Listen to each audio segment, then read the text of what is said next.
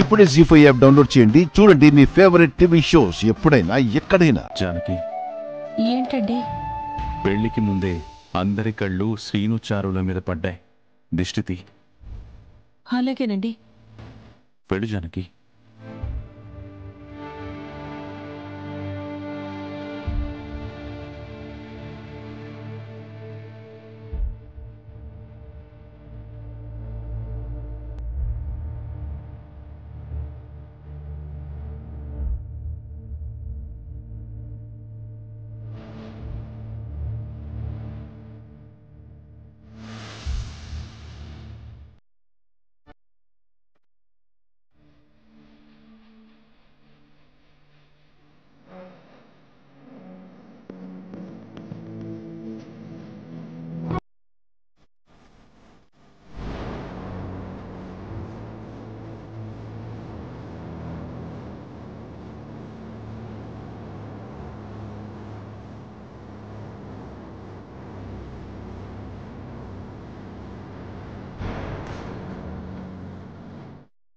మీ వదిలేంటి బామ్మర్ది, ఈ పెళ్లి ఆత్మను పంపిస్తే ఆ ఫ్లెక్సీలకి దిష్టి తీస్తుందంటే.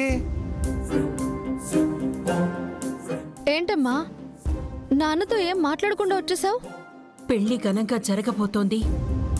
ఏ పెళ్లి జరిపించలేకపోయామని చిన్న మచ్చుంది, అది పోతుంది అని ఆయన ఆనందపడుతుంటే ఇప్పుడు ఆయనతో ఈ విషయం నేనెలా చెప్పాలి?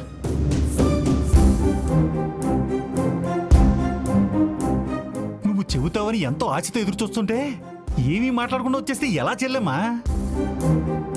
మీరు తప్ప మామయ్యతో ఎవరు మాట్లాడలేం. వెళ్ళి చెప్పండి అత్తయ్య.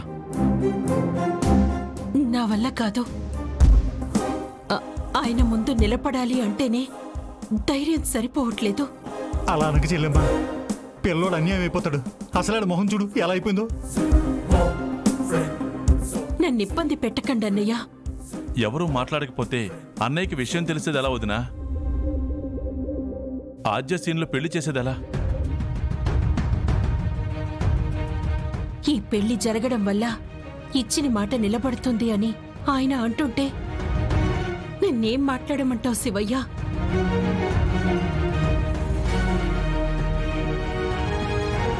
అనుకున్నట్టుగానే చారు సీను పెళ్లి జరగాల్సిందే. మా అన్నయ్యని కాదని ఆదితో పెళ్లి జరిపించడం జరిగే పని కాదు.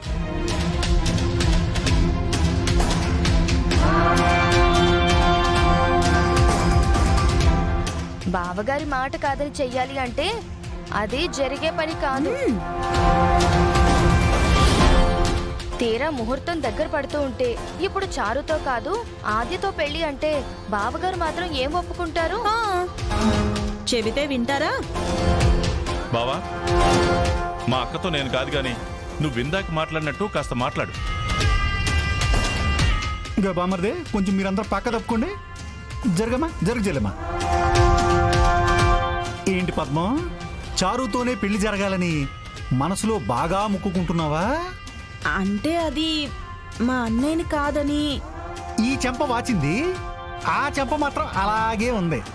సైజులో కొంచెం తేడా వచ్చినట్టుంది, సరిచేయమంటావా? జీ5 యాప్ డౌన్లోడ్ చేసి అన్ని ఎపిసోడ్స్ పూర్తి ఉచితంగా చూడండి.